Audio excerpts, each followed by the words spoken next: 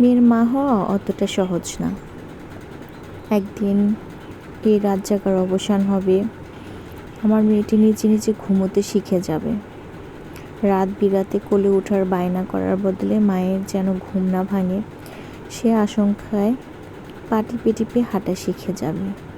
দেখতে দেখতে আমার মেয়ে আমার ঘর ছেড়ে অন্যের ঘরের ঘরণী হয়ে চলে যাবে।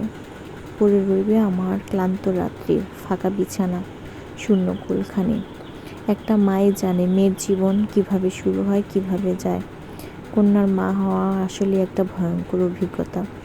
আসলে এটা একটা কালেক্টেড পোস্ট। এই পোস্টটা যখন পড়েছি, বুকের ভিতরটা কেমন মুচড়িয়ে উঠেছে, কারণ আমিও একটা কন্যা সন্তানের মা।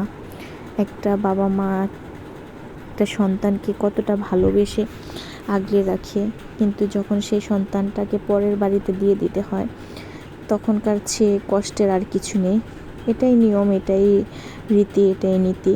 কিন্তু তারপরও বাবা মা ভালো থাকে যখন তার মেয়েটি সে পরিবারে গিয়ে ভালো থাকে, সুখে থাকে।